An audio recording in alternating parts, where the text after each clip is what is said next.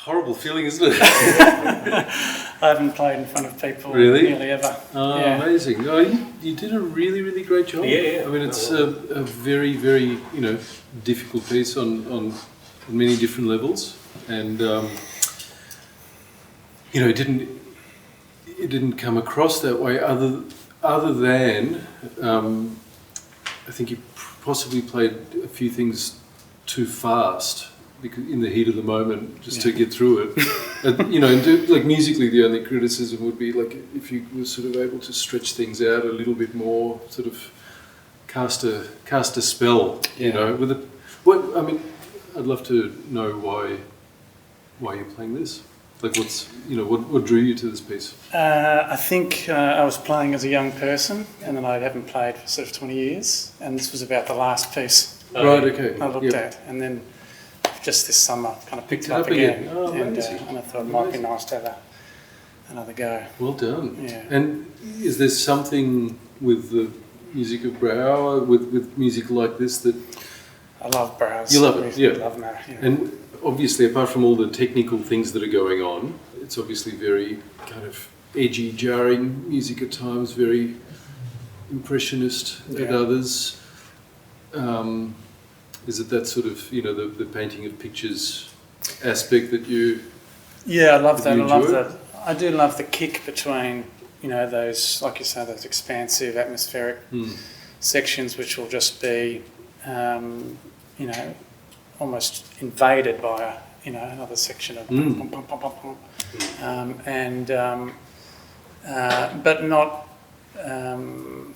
But not derailing the atmospheric ever. Yep. Oh, look, it's definitely.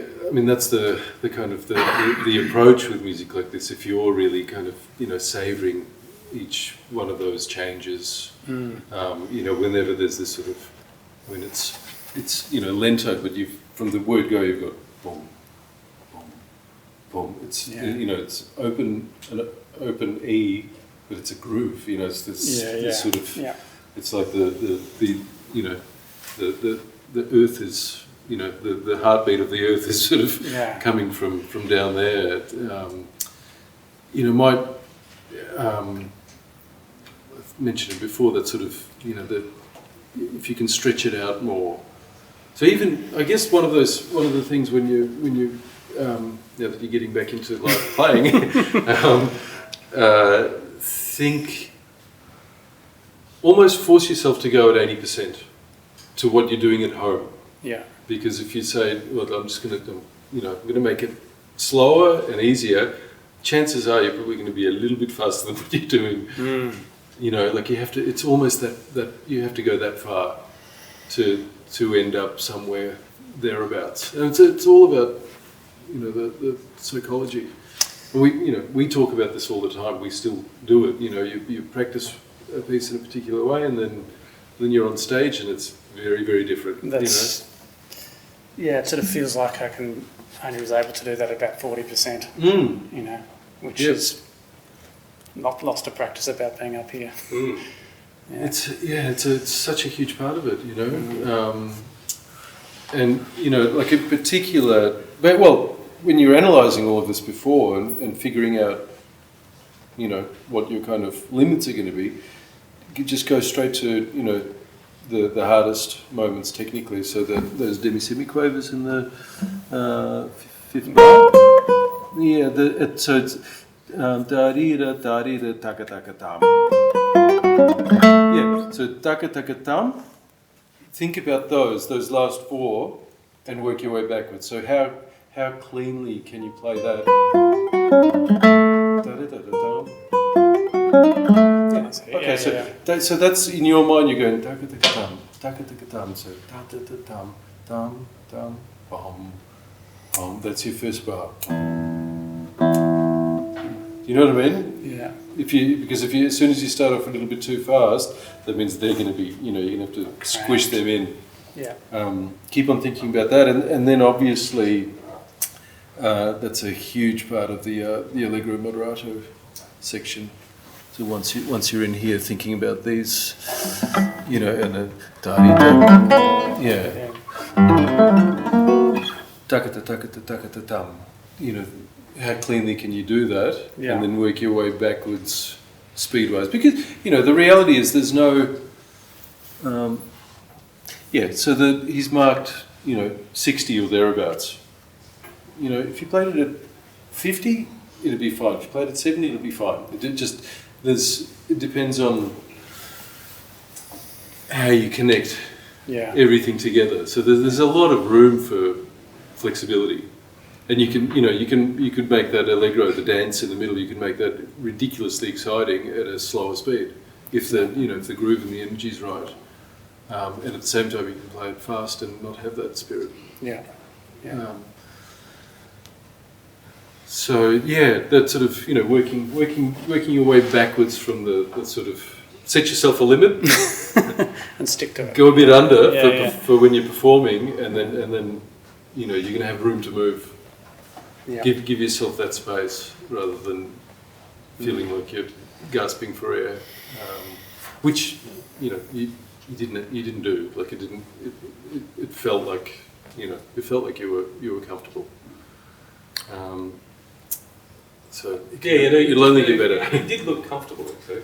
But the things that made you not look comfortable was when you played something that was not quite how you do. You kind of shake your head and so made it very clear to everybody that something. It's a silly thing, but there is that element of performance as well. Where you have to try and fool everybody. Yeah. Particularly if you are making some mistakes, and we're really good at doing that.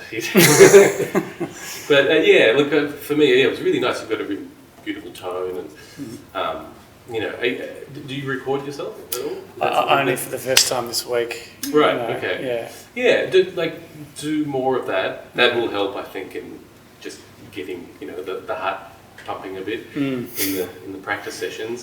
But also, dynamically. Definitely, I would have liked to have heard much more sort of exaggerated sort of dynamics. I could tell that you're doing them, and it's nice, but it doesn't quite translate out here.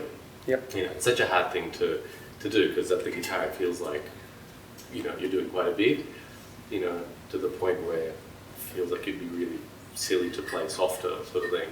But it's not. I think people's ears adjust and focus in, and then you get this bigger range and all that sort of stuff. And and if you record yourself and listen to it, you'll probably hear that.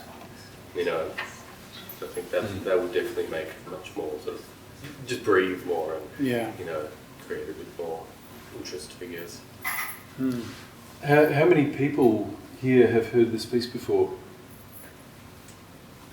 About 3 or 4 people, and we're in a room of guitar aficionados. The only kind of point I wanted to make here is that you can own this. Like you playing it here, you've just given 70 people their first dose of an extraordinary piece of music by Brouwer. So that's sort of Sorry about that. You did a tremendous job, I think. But and I don't mean to say that in a.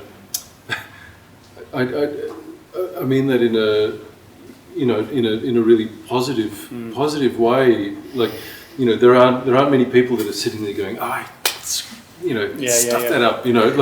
That's it's the opposite. Here's a room full of guitarists, and you're sharing this extraordinary imagination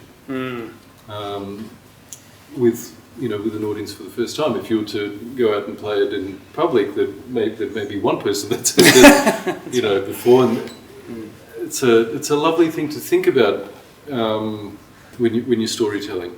Yeah. When you're narrating something, and especially with music that isn't direct, it's not obvious what's going on, but you're trying to let the audience experience Enter it. these colours for the first time. And I think, from my perspective, that's something that I would slowing down and drawing people in. Yep.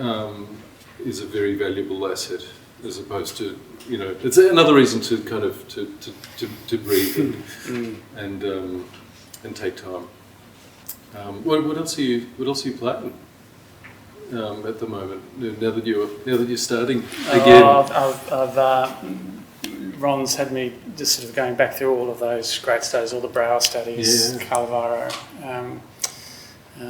saw on Carcassi again too. Yep. Just to acquaint myself with that whole world. Reconnecting with something that you were obviously very familiar with and loved. And still do. It's amazing. That's Yeah. a great thing to witness. Wonderful. Do you have any questions at all? I just think it's mostly about it's so interesting how the nerves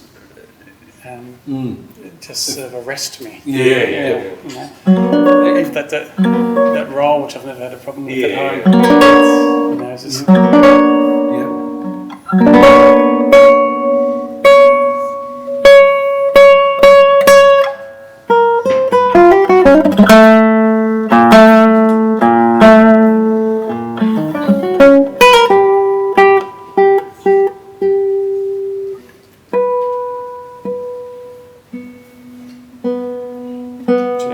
Keep them going.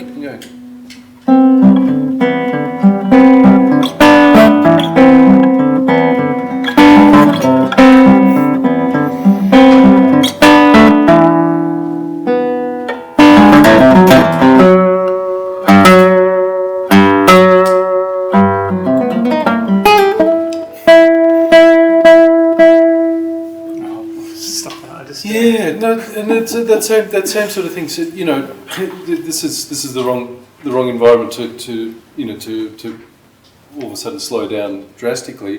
But keep that in mind. And for everyone, when you're practicing, you're getting ready for a performance.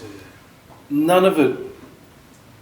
There's nothing in your pieces should be kind of, I don't want to say ignored, but it's not going to be fine. If you haven't thought about it now, it's not going to be fine later on. Like, get into everything, every little aspect. Siva, when you were playing Kinkachou and you were improvising the right hand fingering, that stuff, you might be a really good improviser of right hand fingering when you're at home, but in front of an audience it becomes a whole lot harder to do that. So getting into that sort of level of slow detail. Yeah, and just what you said there, like I know that feeling. You played that role and you're like, why can't I play that? But it's one of those things. Sometimes it's that stuff that's actually the trouble in a performance. It's because it's the stuff that you think is totally fine and you don't even think about. Whereas there's the hard things that you probably have to spend a lot longer trying to get it together. Those sometimes in a performance they'll happen because you spent more time with it. So it's like everything needs the attention. And I think the one thing that we both like to do is slow it right down, and with a metronome. I know, and the thing is, a piece like this with a metronome is hard because rhythmically it's really complex and all that sort of stuff as well. Literally one bar at a time. One figure at a time, half a bar with a metronome, so that you're hearing the context. The relationship of any the sort of, if there's any kind of, I mean that these are kind of perfect figures here where you can set a quaver going and so ta-di tum pa-da-dum, you know what I mean? So if you're just hearing a click, click, click, click, click, click, and just doing the end of that first bar and going into half of the second bar, and there's so much repetition that needs to happen for exactly that reason. Yes. Yeah. But I mean, considering you haven't performed for that long, it's not a problem. Like That's so good to do this, just to actually experience it. Fantastic. Yeah. So, well done. Yeah. Enjoy it.